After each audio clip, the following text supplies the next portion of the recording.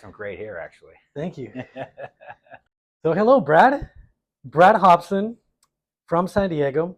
Bobby Gonzalez. How you doing today, Good, Brad? Bobby. Doing great. Thanks for having me. Nice seeing you Really again. appreciate it. Yeah, it's good to connect again. So when I first met you, I was very interested in everything you do here in San Diego. And one of my first questions was, why are you so in love with the city, like development, all the new construction that is coming out? Why do you do this? Thank you. Great question. I'm a native San Diegan, Okay. and so the city is, near and dear to my heart and soul. But I started noticing maybe 5 or 6 years ago. I just started noticing an incredible amount of new development is really starting to change the face of our city. And growing up, I'm a lot older than you, but You don't look older. San Diego was kind of a sleepy little town, kind of a military town. Mm. Over the years, it's really morphed into much more of a dynamic. This town's got the city's got it's got culture, it's got sports, it's got lots of different neighborhoods and a lot of different great things. But what I noticed 4 or 5 years ago was there's a major push in this city to build large scale residential and commercial projects. So as I started noticing those, I decided I wanted to research and understand more about them. And so I started researching these projects and ultimately decided I wanted to document and share with people online, especially here's what's going on. Yes. And I want to give you some information, keep you up to date as these things progress, because there's some really big projects that are already completed, that are in the proposed stage, that are under construction. So yeah, it was really just my curiosity, wanting to really understand for myself more than anything about why is all this development happening in San Diego. Yes. That's actually how I met you. I was just follow you on Instagram. Yeah. And I was like, oh my goodness, I just love all what you're doing. Thank you. So what is title? Because the first time I got into real estate, I thought it was going to be so easy, buying, selling homes. Yeah. But what is title? You're referring to title insurance. So my business is Yes. I'm in the title insurance business. So, the role of a title company is to do a couple things. So when there's a real estate transaction that is put under contract, a title company is chosen to do two different things. First, they're chosen to come up with a report. It's called a preliminary title report. We do a complete search of the history of the chain of title for that property. And our job is to produce this report for all the parties involved in the transaction to show them the current condition of the title on the property. For instance, who's the current owner? Because properties change hands all the time. Yes. And some people put properties in and out of trust. So we're going to tell you who the current owner is. And then we're just going to go through a series of things. Here's what the property taxes are, whether or not they're current or not. Here's the money liens on a property. Here's the other encumbrances like easements, agreements, things like that. So we put together this really nice report, and it goes out to all the parties. Ultimately, the buyer has to approve that report and say, I'm good with what you're showing there. And then the second thing we do is we coordinate the closing of the transaction with the escrow company, with the lender, and we're responsible at the end of the transaction. The new grant deed is sent to us. The new deed of trust, if they're getting a loan, is sent to us. We get the approval from escrow. You can record that. We send it down to the county recorder. We record the document, which now basically confirms the property has changed hands officially. This is the public official record. There's a new owner on the deed. There's a new loan. And then on the back end, we're paying off the lender that funds the new loan, or if the buyer's paying all cash, we're taking part of that money and we're paying off the existing loans that are on the property or any other liens. So that's kind of a 1-2 process. And how long does that take? So we can do it. We can do deals in 3 or 4 days, and we can do deals as long as they, typical deals 30 days now in San Diego. But if someone's doing an all cash 7-day close, we can do it. We get the report done because we kind of do the upfront work, and then we kind of wait till everybody wants to close and then coordinate the closing. Okay. Nice. That's pretty quick. Yeah. It is. Yeah. I mean, we produce the report in a couple of days and then send it out to the lenders. Lenders got to look at it, buyer, seller, everybody. Yeah. And your job as a title, you're a top producer here in San Title Diego. sales executive, yes. You network with agents, such as myself. Right. Are we like who needs who? Like, or do we work together? We work together. It's a great question. Okay. So my job as a sales executive for Chicago Title is to build relationships with residential real estate agents, commercial real estate brokers, lenders, attorneys, because all of those people can direct business to my company. Title insurance on a typical transaction, it's a negotiated service. So our job is to really build a really strong relationship with people like yourself so that when you're putting the contract together, you say, hey, we'd like to use Chicago Title. Is everybody okay with that? Yeah, great. We're going to use Chicago Title. And are all title companies the same, or why Chicago Title you think is the best to go with? I think we're one of the better companies for sure. So no, all title companies aren't the same. So you have two different types of title company. You have a direct title insurance company, like Chicago Title. Okay. Meaning we are a direct insurance company. When you close a transaction with Chicago Title, you're getting a title insurance policy from Chicago Title. And then there's agents of title companies that they're pulling the business in, but when it closes, another underwriter like a Chicago Title is issuing the title policy. So in San Diego, there's about 5 or 6 direct companies, and all the other ones are basically brokers or title brokers. Okay, nice. I want to talk a little bit more. Sorry for changing the topic a little bit. But you've been here for all your life. All my life. 45 years. Yeah, 40, sure. Let's go with 40, that. Around there. Where do you see the most growth here in San Diego? And for all the investors out there, where do you think they should invest the next few years? Great question. So I think the most activity and growth is really more of, okay, so let's talk about a couple things. City of San Diego, there's growth and more density and opportunity everywhere. So I'm talking from Encanto and San Diego State area to North Park, Normal Heights, the areas that are already somewhat dense, those areas, there's always things happening. Because there are lots of different types of properties. There's single families, there's duplex, or fourplex, there's commercial. And then you start getting out in the suburbs like Claremont, La Jolla, Tierra Santa, where there's less of that. It's just more single family condo transactions. Right. And then outside of the city of San Diego, I think a big area of opportunity is a national city. Okay. And I think there's one of the main reasons is its proximity to downtown, but more importantly, its proximity to two different things. Its proximity to the 32nd Street Naval Base, and its proximity to the NASCO Shipbuilding Company, because there's so many people that not only if they're active military are going in and out of that every day, but the shipbuilder. Remember, NASCO is a gigantic employer here in San Diego. Yes. They have contracts, billions of dollars of contracts for the next 15 years. It's just on the western edge of National City, right on the water.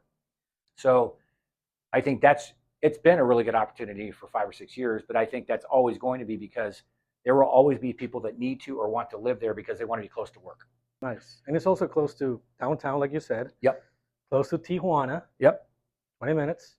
And I would say the western side of Chula Vista, same thing. It's because it's still close to everything. Right. Both Mexico, it's still close to downtown. It's only 15 minutes to downtown from Chula Vista. Outside of the city of San Diego and South Bay, when you get to, for instance, if you look at the coast of San Diego, La Jolla, Del Mar, Encinitas, Carlsbad, Oceanside, outside of Oceanside, a lot of those cities are very slow growth, no growth. So I don't know that there's a lot of opportunity there related to new investment building, but if you can find off market properties, there might be opportunity. And then when you go up the I-15 corridor, it's kind of the same thing. It's a lot of bedroom communities. Yeah. And then you get up to Escondido Vista. I mean, Vista's got a little bit of it. And then when you get outside of all the municipalities, and now you're in the unincorporated area of San Diego. So Fallbrook, Bonsall, Julian, Alpine, Pine, like all these areas that aren't a city, the county has really restricted growth. It's really a no growth zone. There's not a lot of opportunity, in my opinion, there. Why is that? Because the county's general plan is always been very conservative, and they just really don't want to overly impact these rural, bigger areas. They've been like that for as long as I can remember.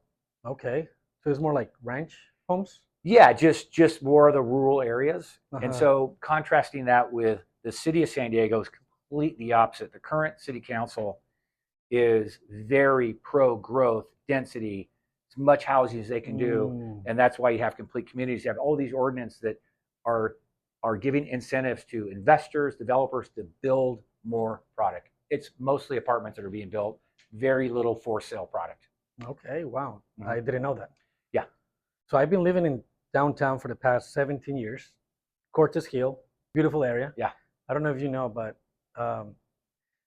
El Cortez, the condominiums, Yes. Frank Sinatra used to stay there. Yes. I'm a Frank Sinatra fan. Oh, so great. I know that's a fun fact. What can you tell me about the growth in downtown? Yeah. Because when I went to your presentation, it was really cool that I learned a lot about how many buildings or units they're going to build.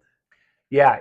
Downtown, really, if you're talking probably all of San Diego County, Mm-hmm. 92101 has got the most activity, the most getting ready to be built or being built right now. So there's a couple different things happening downtown. There's the whole residential piece, and then there's the commercial piece. On the residential side, almost everything that's being built right now or that's under review to be built is apartments. The number right now, I just updated it since the last time you saw my presentation.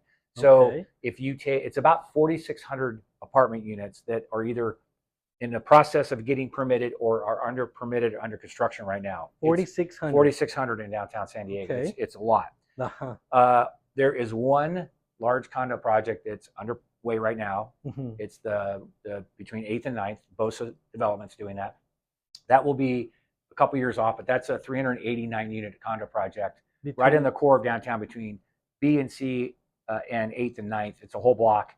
That's the only new condominiums for sale product in downtown for the next couple of years. So everybody's doing residential apartments, and BOSA's chosen to do condos. That's really their space. In the commercial arena, you've got two very large projects going. You've got the Horton campus at Horton project, and you've got the RAD project. They're between the two of them. They're about 2.4 million Class A office space. That's a lot of office space. As I spoke to you the other day about in the seminar, downtown, the tricky thing about commercial anywhere in San Diego but downtown is the current vacancy rate of just existing product, not counting those two new projects, is about 31%. It's if you take Class A, B, and C, which is every type of commercial building you can think of downtown, 30%. It's 30+%. So it's going to be a little tricky the next few years. I'm watching that very closely because you have now these new products that are next year basically coming online. And as of now, those two large ones, Horton and the RAD project, they haven't inked any large commercial tenants, so we'll have to keep our eye on that. So does that mean they're making them apartments, condos, or no? These are commercial projects. So these are office space. if they know 30% is vacant right now, they don't. Well, these have been in process for a long time. They've been the Horton project's been underway for almost 5 years. Yeah. The RAD project's 4 years in. These are very large developers that they have projected, even if there's a downturn in the commercial space, they're big enough, they have enough financial resources to hold the property, to wait it out, to get things leased. So they're big enough players that they can weather the storm, in my opinion. So yeah, it's interesting downtown. It's really nice. What part of town do you live in? I live in a bedroom community in the city of San Diego called Del Cerro. Okay. So that's just north of the 8. You know, if you know where San Diego State is, it's on the other side of the freeway. And we live up there. And we really enjoy living there. It's nice. How far is Lemon Grove? Lemon Grove from my house? Yes. 10 minutes. Okay. 15 minutes maybe. Because I heard it's like the new gold mine. Lemon Grove's got some opportunity. Actually, I'm talking to one of my clients. He's a real estate person, but he's doing a flip. He's putting something under contract. So yeah, I mean, I would say like La Mesa, because La Mesa is already kind of really maxed right now. Lemon Grove's got some good values. I still think the city of El Cajon's got some really good values. Yes. Oh, that's great. Yeah. Well, you know, one of your questions that we were kind of talking about earlier is how do I collaborate with people in the real estate business? Yes. So how do I help real estate agents, attorneys, people that are in the financial services space? And, you know, it's one of the things a title company does, besides the fact that we issue title insurance and we do this title report, is that we're a huge resource of information because we have access to all the public records, recorded documents on property. So correct. The things I do for my agent partners and attorney partners and commercial brokers and things is I do a lot of research. I'm researching, you know, here's a snapshot of who owns the property, what the liens are on the property without ever even doing the full title report. I'm confirming what the current actual zoning is. I'm confirming what would the future use be potentially on this property. Okay. What does this zoning allow? Or how many ADUs could you build on this property? Because if it's City of San Diego, it's one thing. If it's a City of Lemon Grove, it's different. Every municipality is different. So I'm finding out if a property has been historically designated. Sometimes I have to get what's called the assessor building record, which is another way to look for permit information on a property. I'm researching active permits or historical permits. So I'm kind of this extra person, not officially on their team, but I help them with lots of research because I've been doing this for long and I know where to go get the information. So that's one way we collaborate. And you were talking about ADUs. Why San Diego is like a boom on ADUs? Yes. Yeah, so the city of San Diego has one of the most aggressive ADU policies, ordinances, probably anywhere in Southern California. Yeah. Like everybody in 2017, when the initial state law was passed that really made ADUs much easier for people to get built, it really took away a lot of the restrictions on ADUs. The city of San Diego took it several steps further.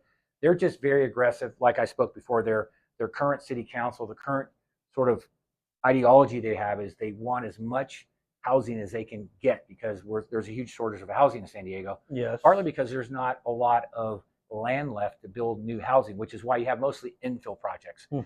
Going back to, I remember I said the county of San Diego has basically no growth. So you really can't, even though we have a lot of open space in San Diego, the county of San Diego won't let you build on that typically because they're very like no growth. But the city of San Diego, so they got very aggressive on ADUs, no parking required. You can do an ADU, and for every ADU you do, you can do a bonus ADU. It would be deed restricted, and you can literally, there's a property in Claremont that's on a cul-de-sac. It's a half an acre. I just saw this on the news the other day. They're building 17 ADUs on the property. No way. Because they have enough size of lot. There's a formula you do for total buildable square footage, and they're doing ADU bonus, ADU bonus, and And what's going on with the parking? Well, it's on a cul-de-sac. They're not providing any parking. I mean, I think they're going to have a few spaces on the property, but I don't know that it'll be enough for 17 ADUs because there's also single family on the property. Yes. The point of all that is the city of San Diego, if you want to do an ADU, that's the best place to maximize the number you can do. And you can also do them on properties that are zoned residential multiple. So it used to be if it was a fourplex or apartment building, you couldn't do ADUs. That's all changed now. You can do ADUs on properties that already have existing units on it. There's a different formula for that. So yeah, City of San Diego, very aggressive, a lot of opportunity. And I know you're working, 24/7? They always see you outside shooting videos. Yeah. When do you have time for yourself? Yeah, I mean, maybe that's a little bit of a perception thing, but I love what I do. I've been doing this a long time, and I'm kind of a grinder, but and I love doing videos, and that's how you and I got connected. So.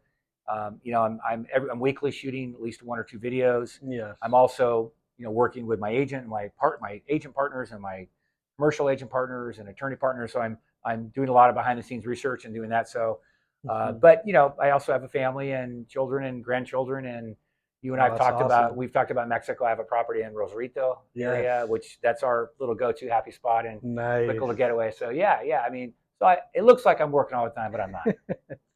No, that's great.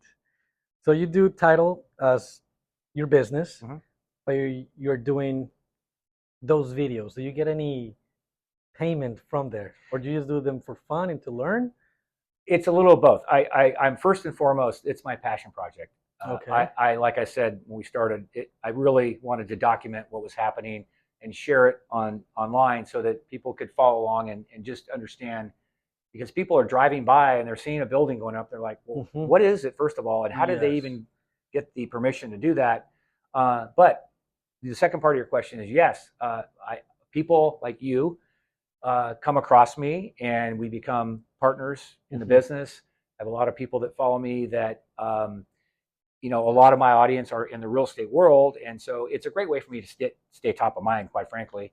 And it absolutely helps my business. And have you ever come across someone, let's say an investor, that tells you, hey, I want to buy a property? Yes, I just had that happen. Somebody through LinkedIn, a developer, if you're listening, a developer out of, a person who represents a developer out of Los Angeles, who's currently building a 450 unit project in Los Angeles. They found me through social media. They said, hey, looks like you're the guy who knows everything about developments. You do a lot of stuff about affordable housing. Yes, We sir. would like to do a large affordable housing project in San Diego. Keep your eyes open for us. If you come across the property or a broker's maybe got a pocket listing or an off market, let me know about that. So yeah, I get that pretty often actually. So does that make you want to change careers as a real estate agent, or?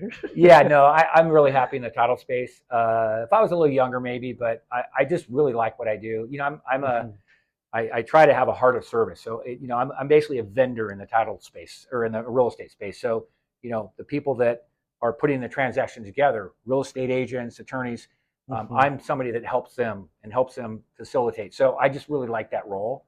And I've been doing this for such a long time that I'm all in on this, and it's been a great career. So I think now, 2024, hard times. What have you seen all over the years, such as COVID, 2008? But how do you overcome this challenging years? How do you do it? Yeah. Well, what I've done, 08, you know, that 2-3 year stretch was probably the toughest. There was, you know, obviously a catastrophic financial situation.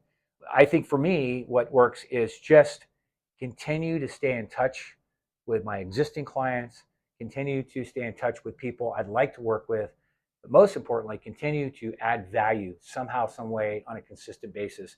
I would say once a month, I'm reaching out to my agent partners and or people I'm prospecting or people that I don't really call, I never cold call.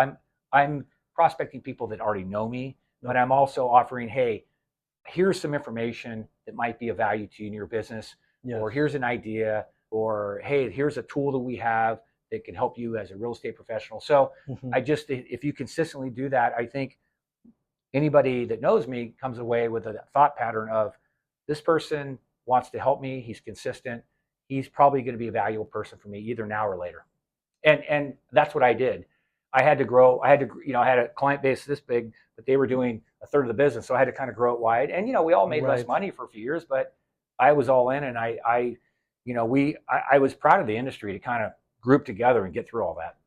Right. And, you know, I mean, when I first got in the title business, 1985, don't do the math on that. Interest rates were 14%. 1985. Yeah. And a couple of years later, they were 10%, and everybody was screaming for joy because oh my gosh, rates are only 10%. This is incredible. So that's a little perspective on, so interest rates were issues for many years, and then lack of inventory, too much inventory. You know, there's been a lot of years in my career where typical market time is 4 to 6 months because there's 8 to 12,000 homes for sale at any given time. So we're only at a little over 5,100 right now. So the average market time, I mean, is probably a couple months. In the big picture, that's really not that long. And so you just have to adjust with the market and help your partners. If you help the people that you want to help, it'll all come around. Yes, totally agree with you. We're in the business of adding value. Totally. Just helping other people. Yeah. I have a lot of clients from Mexico. Love it. Do you speak Espanol? I do not. Hablo poquito de español, if that's right. Anyway, I don't. I really don't. I did as a kid because I lived there and I didn't keep up on it. I'm so sorry. Fun fact, 30% of San Diego speaks Spanish. Yes. It's not too late. I can learn. True. Never too late. Yeah. So where can we find you online? So Instagram, I'm at drummer Brad Hobson. I have a YouTube channel. Sorry, time out. Drummer. So I'm a drummer. Yeah, I'm a drummer in a cover band. Oh, a classic rock band. Yeah. No way. Yeah. I didn't know that. We just sort of reformed the band. We'll be out probably early next year. Yeah. So we do a bunch of, you know, we're going to have 3 sets of like a lot of fun. So you do shows like on the weekends? Yeah. We do. We will. We had to kind of reform, and it's a really fun group, and it's a very talented bunch of people. Classic rock. Yeah. But that's danceable rock. So at drummer Brad Hobson, I have a YouTube channel called Around San Diego with Brad Hobson, and then Facebook and LinkedIn just under Brad Hobson. Brad Hobson. Yeah. Well, Brad, thank you so much. Thank you, Bobby. I really appreciate you. I'll see you tomorrow, I guess, to talk more about business. Let's do it. But we want to do this every quarter. We had lots to cover. Update on San Diego and see how things are going. Yeah, we can drill down as far as you want. Yes, indeed. Thank you, Brad. Thank you. Appreciate it.